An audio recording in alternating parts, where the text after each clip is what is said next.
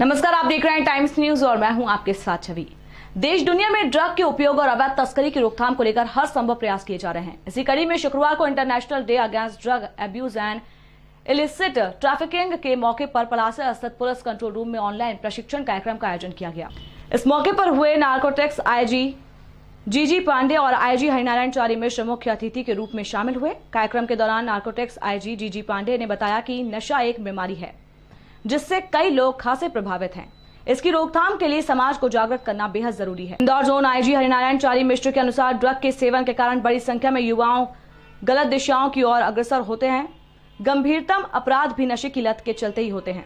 इसी को ध्यान में रखते हुए नशे के खिलाफ प्रभावी कार्रवाई होते रहना चाहिए।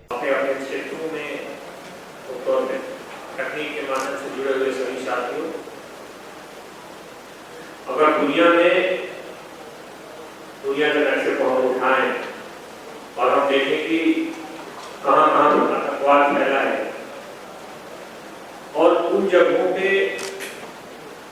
अगर उसकी दृष्टिभूमि में जाएं तो पाएंगे कि उन जगहों पर ड्रग्स भी उसी अनुपात में फैला है। चाहे सीरिया हो, चाहे अफगानिस्तान हो, चाहे अफ्रीका के इस तरह के आतंकवाद से प्रभावित देश हो, उन जगहों पर अगर हम पृष्ठभूमि में जाएंगे तो इस तरह की हर गतिविधि की जो मेरुदंड होता है मुख्य तौर पर ड्रग्स का कारोबार होता है, जो कि दुनिया का सबसे बड़ा अवैध कारोबार है। और किसी भी देश को अगर कमजोर करना है तो मुख्य तौर पर ड्रग्स का कारोबार उस देश को सबसे ज्यादा कमजोर करता है। हम जानते हैं कि 19वीं शताब्दी में इंग्लैंड का चीन में बहुत दबदबा था और जब धीरे धीरे चीन में जागरूकता आई और वहां के युवाओं ने उसका प्रतिरोध करना शुरू किया और इंग्लैंड को लगा कि शायद हमारे गिरफ्त से निकल जाएंगे, तो उन्होंने उस देश को कमजोर करने के लिए वहां अफीम की खेती शुरू करवा दी और अफीम की खेती को अनिवार्य कर दिया ताकि वो देश पूरी तरह से नशे के कारोबार में मुख्य तौर पे अफीम के नशे में पूरी तरह से उलझ जाए। वहां के लोगों ने उसका प्रतिरोध किया और हम जानते हैं, जो इतिहास को पढ़े होंगे उन्हें मालूम है कि इंग्लैंड और चीन के बीच में 2 बार जो युद्ध माना जाता है, प्रथम अफीम युद्ध और द्वितीय अफीम युद्ध माना जाता है। वो अफीम युद्ध के नाम से मशहूर है और उसका कारण एक था कि वहां के लोग चाह रहे थे कि उस अफीम के नशे से, अफीम के कारोबार से, अफीम की गिरफ्त से वहां के युवाओं को दूर किया जाए और मुख्य तौर पे जो ताकतें उनको कैद रखना चाहती थी उस कारोबार को करना चाहती थी। इसलिए हम जानते हैं कि जहां भी इस तरह की प्रक्रिया पैदा होती है, सबसे पहले युवाओं को अगर कोई चीज प्रभावित करती है, नकारात्मक दिशा में ले जाती है, तो वह चीज इस तरह के नशे का, मुख्य तौर पर ड्रग्स का कारोबार है।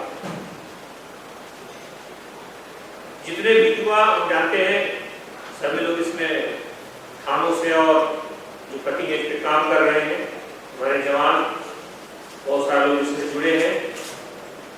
सभी को पता है कि जितने भी गंभीरतम अपराध होते हैं थानों में, कई बार अपराधों की सुर्खियों में, सनसनी में देखते हैं कि कोई एक व्यक्ति ने 4 जगह 5 जगह चाकूबाजी कर दी और पूरे किसी भी शहर में हो और उस शहर के वो एक सनसनीखेज खबर बनती है, लोगों में असुरक्षा का वातावरण पैदा करती है। लेकिन ऐसा एक भी केस अभी तक नहीं हुआ होगा जिसमें ऐसा सीरियल अपराध करने वाला, चेन स्नैचिंग करने वाला, लूट करने वाला वो सामान्य व्यक्ति जितनी बार पकड़ा गया 100 में 100 बार वो ड्रग एडिक्ट निकला, क्योंकि सामान्य मनस्थिति में व्यक्ति इतना ज्यादा अपराधी नहीं हो सकता। इसलिए आवश्यक है कि इस तरह के अपराधों पर जो हमारी कार्रवाई है इस तरह चलती रहे। हम जानते हैं कि पिछले समय कुछ बड़ी कार्रवाइयां हुई हैं यहाँ, जिसमें ह्यूमन ट्रैफिकिंग और ड्रग्स ये दोनों साथ साथ थे कार्रवाइयों की तब तक जाकर के इंदौर में उनकी जड़ प्रहार किया गया है। यहाँ पर देश की सबसे जो बड़ी कार्रवाइयाँ ड्रग की होती है, उस तरह की कार्रवाइयों में 70 करोड़ के ड्रग के रैकेट को पकड़ा गया और उस रैकेट के तहत न सिर्फ एक राज्य से बल्कि 4 से 5 राज्यों से जुड़े हुए थे। उसमें बड़े बड़े अंडरवर्ल्ड से उसके रिश्ते थे। उसके अपराधी बड़े बड़े मुंबई बम विस्फोट और उस तरह के बड़े आपराधिक गिरोहों से जुड़े हुए थे, अपराधी गतिविधियों में कभी आरोपी रह चुके थे और उनको पकड़ करके लगभग 4 से 5 राज्यों में फैले हुए इस पूरे कारोबार को ध्वस्त किया गया था। साथ ही साथ एक इस तरह के ट्रैफिकिंग के दूसरे बड़े मामले को, जिसमें एक ह्यूमन ट्रैफिकिंग के बड़े मामले का नशा हुआ, उसमें भी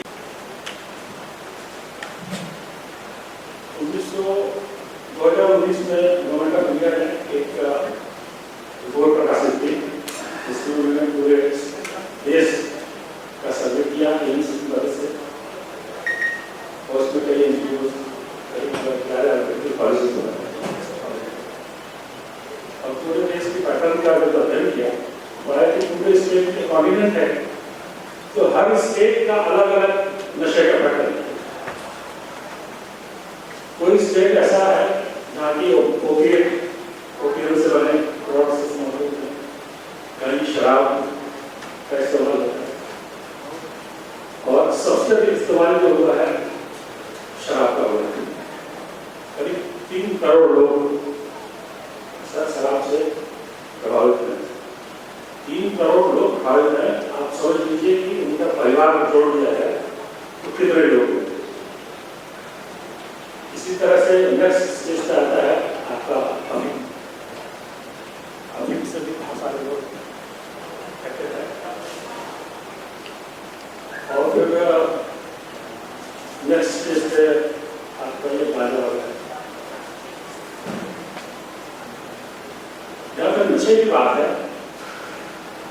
कोई नहीं चाहता कि नशा करे। आपने शराब पी, लेकिन आपने कभी नहीं सोचा होगा कि मुझे शराबी बनना है, लेकिन बन जाते हैं। और कैसे बनते हैं कि पीयर प्रेशर, साथ के लोग हैं, एंजॉय करना है, आज चलिए बैठ जाते हैं, या घर में झगड़ा हुआ है, झगड़े तो झेल नहीं पा रहे हैं, चलिए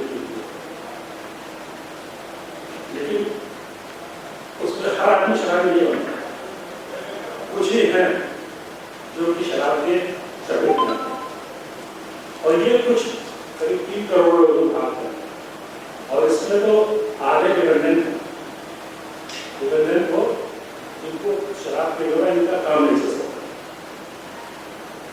बाकी लोग इंटरवल्स कर देते हैं, आफ्टर तो नशे की समस्या भयंकर हो गई। उस पूरे सर्वे ने स्टैब्लिश किया कि अगर हम लोगों ने आज की डेट में ध्यान नहीं दिया तो इसके परिणाम इतने बुरे होंगे कि जो पंजाब आज की डेट पर देख रहा है। पंजाब के गांव-गांव में नशे का कारोबार कर चुका है। एक वगैरह का अफगानिस्तान से पास कर रहा है। आजकल तो फिर नए टाइम पर देते हैं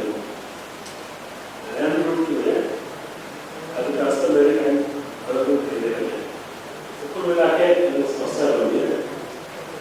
मैं बड़ी अमनस इस बात से सहमत हूँ कि ये बीमारी है और इस बीमारी का इलाज कई लेवल पर हो सकता है। हम सिर्फ सामने वालों को ये सुझाना कि नशा नहीं करना चाहिए तो 100% मानिए नशा नहीं छोड़ेगा। इसके लिए जो स्टिग्मा जुड़ा है नशे पूरे समाज को जागृत करना कि नशे से जो स्टिग्मा जुड़ा हुआ है कोई नहीं बताना चाहता है कि शराब नहीं, शेयर नहीं करना चाहता। और इसमें एल्कोहलिक्स एनोनिमस की भूमिका मैंने जितना अध्ययन किया है बहुत ही है, अच्छी है। शायद 100 साल से अधिक